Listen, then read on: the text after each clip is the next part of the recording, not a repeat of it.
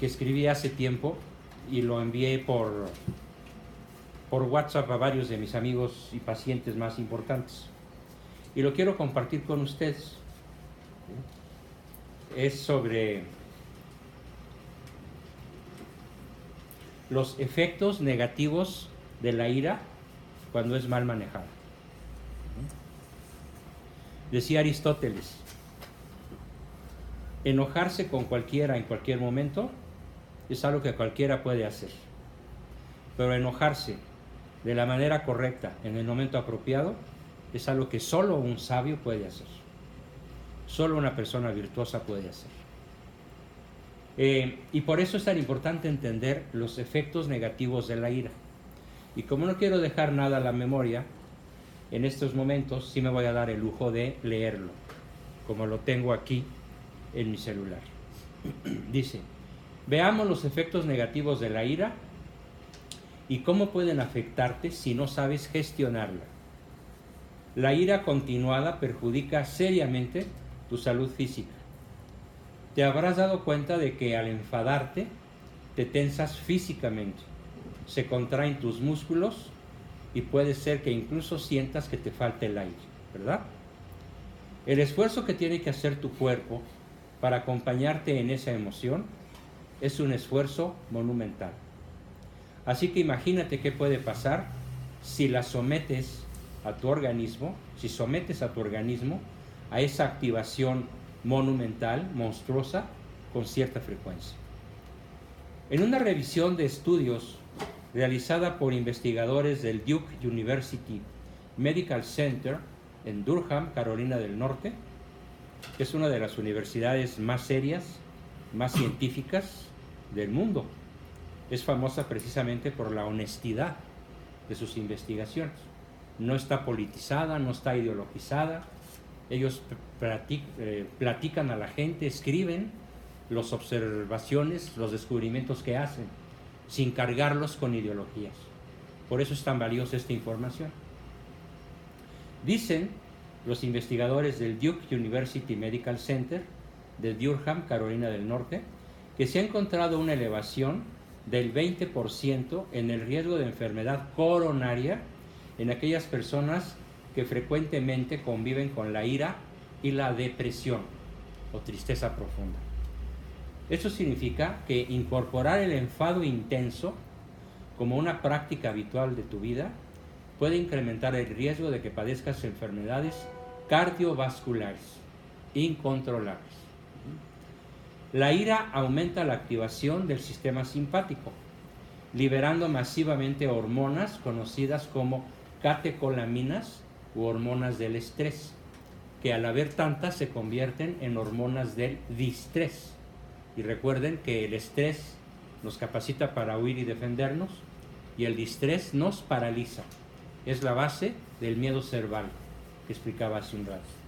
Estas hormonas van a ir a fastidiar, así, literalmente, a fastidiar directamente tu sistema cardiovascular, produciendo un aumento de la frecuencia cardíaca, de la tensión arterial y de la probabilidad de que puedan formarse en tu organismo trombos o un infarto de miocardio. ¿Saben qué es un trombo? Es un coágulo, es una masa de sangre que llega a un momento en que anda viajando por todo el organismo.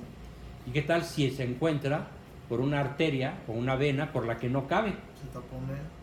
Se taponea y te da un infarto. Y dependiendo de dónde esté ese coágulo, pues puede ser o mortal o causarte trastornos tan graves como los que desgraciadamente, por ejemplo, sufre uno de mis hermanos, ¿sí? Que le dio, precisamente por no cuidarse en su salud emocional, le dio un trombo, un ataque en el cerebro y perdió el habla. Y curiosamente, él es un maestro universitario que gana su vida hablando. Entonces tuvo que volver a aprender a hablar. Hoy todavía no habla bien. Ya se está cuidando y va a ser muy difícil que le vuelva a dar otro infarto cerebral, pero eso nos puede pasar a las personas que no sabemos aplicar todo lo que en esta sesión hemos visto. La ira no te sale gratis nunca. La ira siempre es costosa cuando no la dejas fluir, cuando no dejas que se vaya. La ira es mortal cuando tomas decisiones en estado iracundo. La ira te hará sentir en tu cuerpo que el precio a pagar es brutal, suele ser impagable, pero también no solo a mediano o a corto plazo, sino a largo plazo. ¿Por qué? Porque la ira te resta facultades cognoscitivas. ¿Esto qué implica? Facultades cognoscitivas son la memoria, la inteligencia, la capacidad de abstracción, la capacidad de retención y la capacidad de expresar ideas. Una persona que maneja mal su ira difícilmente va a conservar esas facultades en grado óptimo. Normalmente va a tener un gran decrecimiento en estos terrenos de lo que es las facultades cognitivas. Si hay una emergencia, a ver, en una emergencia, ¿qué tipo de persona prefieres que esté a tu lado? ¿Alguien iracundo? ¿Alguien miedoso, que además no sabe expresar el miedo? ¿O alguien sereno? ¿O prefieres que esté junto a ti alguien invadido por la rabia? Si hay una persona invadida por la rabia y nada serena, este no podrá aplicar bien su razonamiento lógico. Le faltará atención para realizar la solución del problema e incluso perderá fuerza física. ¿Lo has notado? Obsérvense por favor todos. Cuando la ira se apodera de ti de forma brusca, tus pensamientos se vuelven irracionales y te es imposible seguir la lógica. La ira, la frustración y la rabia por lo general van acompañadas de conductas irreflexivas. Un buen indicador de cuando estás en cólera, te vuelves mucho menos hábil para utilizar tus recursos intelectuales. El enojo hace que pienses peor, pues cuando estás más enfadado utilizas la parte más primitiva del cerebro, inhibiendo la neocorteza o neocórtex, que es la parte concretamente superior del lóbulo frontal, encargado de controlar los impulsos.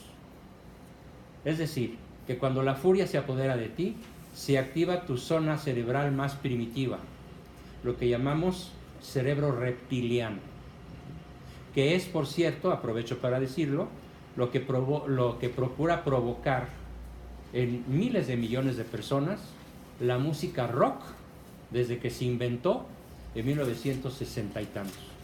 La música rock fue creada a propósito en el Instituto Tavistock en Estados Unidos. Es un centro de manipulación universal de los azotes que explicaba yo ayer, que fue creada precisamente para que la juventud rockera nada más quiera sexo, violencia, drogas y rock and roll. Tuvieron éxito, ¿no? ¿Y de qué manera? Entonces estamos frente a una generación de personas que incluso ya son adultas, porque cuando esto se presenta tenían 18, 15, 14 años, y estamos hablando de ya 57 años, en donde los viejos, los adultos, los jóvenes y los niños, los adolescentes, han sido influenciados para no saber manejar su ira, para operar con base en la ira y en las adicciones. Si esto no fuera cierto, nada más observen cuántos atentados ha habido solo en los Estados Unidos de un tipo iracundo que se sube a un hotel y mata a 60 personas y hiere a más de 200. Y esto se repite con una frecuencia asombrosa. Son personas evidentemente poseídas por un nivel de ira, pues podríamos llamar bestial. Entonces te coloca en una situación de absoluta desventaja, en la cual no razonas, ni atiendes la información lógica, ni haces deducciones inteligentes. En esos momentos no sabes escuchar, callas al otro, lo agredes, lo ofendes, no dialogas, no negocias, y tus pensamientos son negativos e irracionales. De ahí que sea importante que pospongas la toma de decisiones, o que empieces a negociar hasta que estés relajado y la ira esté desactivada. ¿Y esto cómo se va a lograr? Dejándola fluir. la dejas pasar en ti y en el otro. ¿Sin qué? Sin tomar decisiones. Podríamos resumir todo esto como: nunca tomes una decisión cualquiera. Ninguna decisión cuando estés enojado. También es correcto no tomar decisiones cuando estás eufórico. ¿Cuándo hay que tomar decisiones? Cuando estamos serenos, cuando estamos con aplomo, con dominio racional de las emociones y con un dominio lógico de las relaciones interpersonales. La ira hace que te tengan miedo, y la ira puede llegar a ser tan irracional en ti que haces que el otro no solamente te tenga miedo, sino que, si es tu hijo, tu hija, tu esposa, te llegue a odiar. La ira expresada de modo irracional en las personas cercanas produce rechazo, miedo y finalmente odio, odio al padre. Yo leí de joven una novela terrible que se llama Los hermanos Karamazov, ¿sí?, de Fyodor Dostoyevsky, y se trata de 4 hermanos que matan a su padre. Es la historia de un parricidio, y cualquiera podría decir: ah, pues qué hijos de la tiznada. Y yo les digo: no, es que no conoces al papá, ¿sí? Yo no estoy justificando que hayan matado a su padre, pero sí lo puedo explicar profesionalmente. No tenían otra salida para poder seguir vivos. Se puede decir que incluso fue una acción en legítima defensa. Lo único criticable es que lo hicieron con mucha hazaña, con mucho odio. Pero ¿quién sembró ese odio? El padre.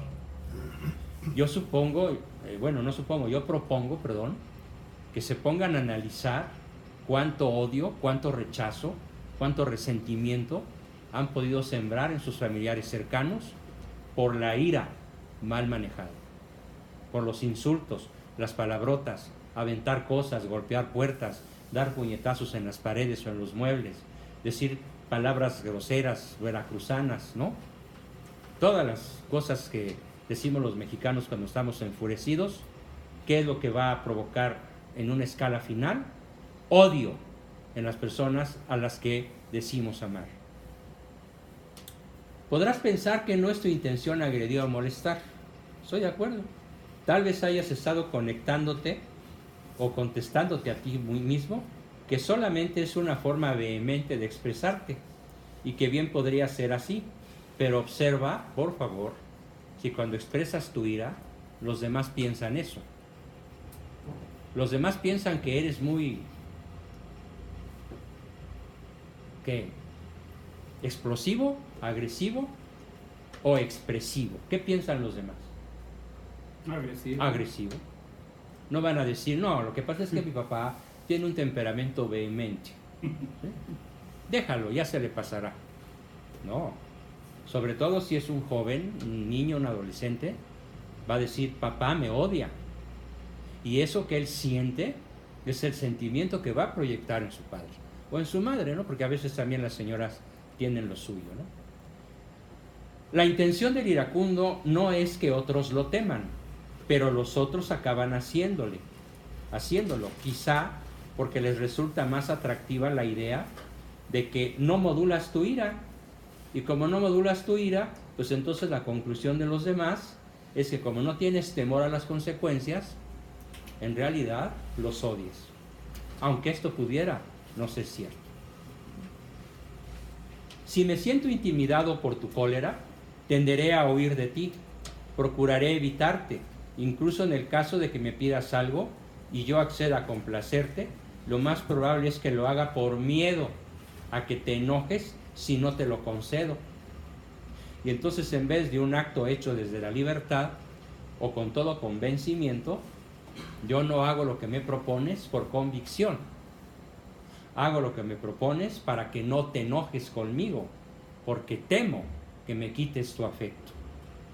¿Cuál es el miedo más grande que un ser humano puede tener? No es a perder la vida, no es a perder el trabajo. El miedo más grande que un ser humano puede tener es perder el afecto explícito, sensorial, sensible, manifiesto de las personas que dicen amarnos o de las personas que son emocionalmente más significativas para nosotros. Es el miedo cerval que nos lleva incluso a cometer gravísimos errores en nuestra vida. Así que esas reacciones intensas y agresivas pueden destruir las relaciones y contribuir a que los demás tengan miedo a decirte lo que realmente piensan y lo que realmente sienten. Y una vez que ellos deciden guardar silencio y no mostrar verdaderamente sus sentimientos, dejarás de conocerlos. Y al dejar de conocerlos, el amor será imposible.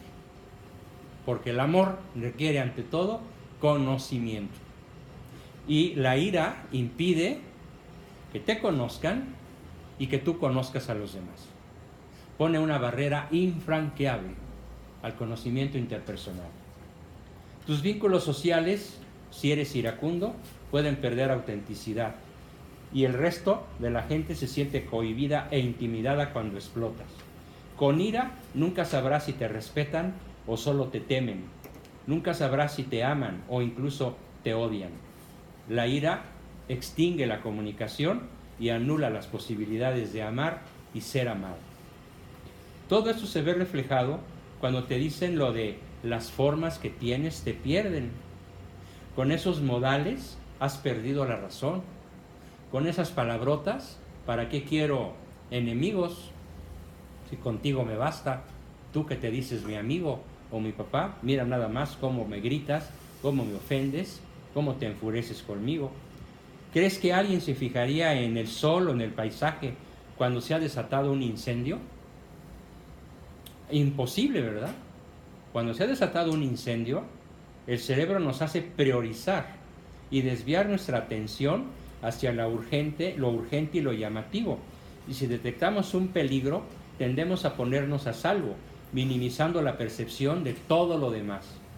Es como si nuestra vista hiciera un zoom donde todo lo que está sujeto a la ira o sujeto al incendio, analógicamente, es borrado del foco de observación y se diluye.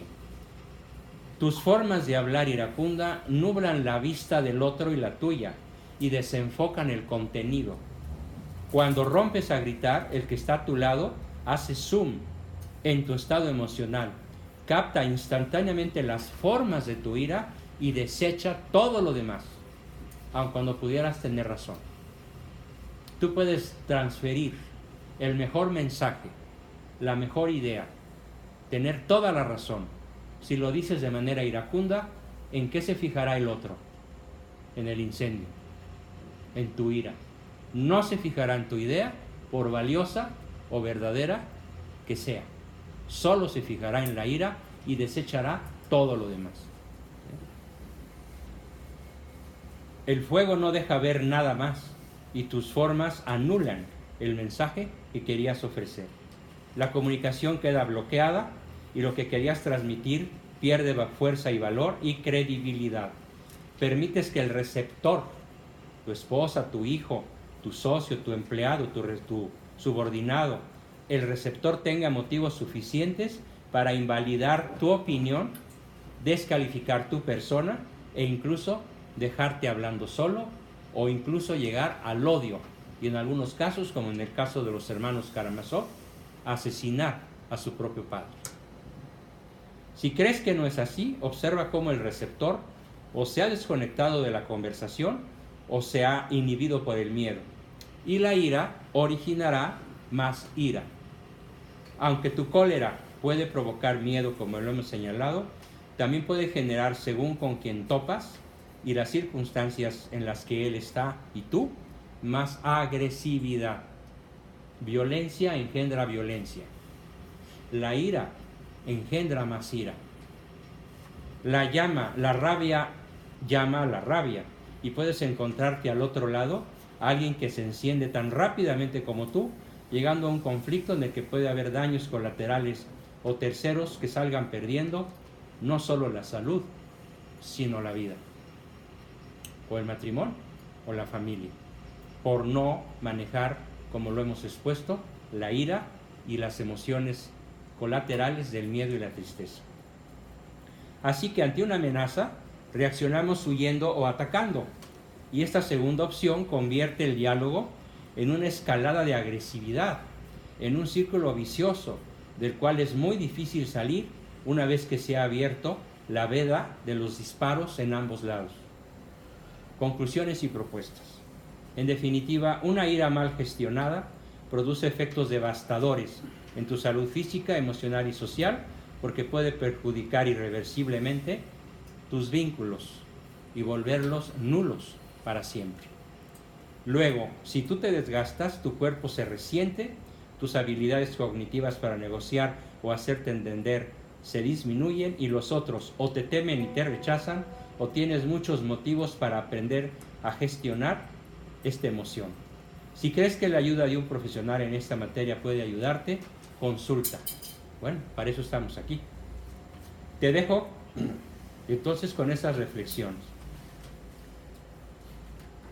Y segundo, piensa todos los días de manera habitual, a toro pasado, qué efectos produjiste en ti y en los que están cerca de ti con tu ira. Haz un balance y si no tienes una persona con la que puedas hablar, busca un terapeuta y ve ayudándote a hacer un balance de pérdidas y ganancias de lo que has provocado con tu ira irracional y fuera de control. Hasta aquí. Bien, entonces, ¿qué sucede cuando la ira es continua? Vamos a hacer una breve pausa.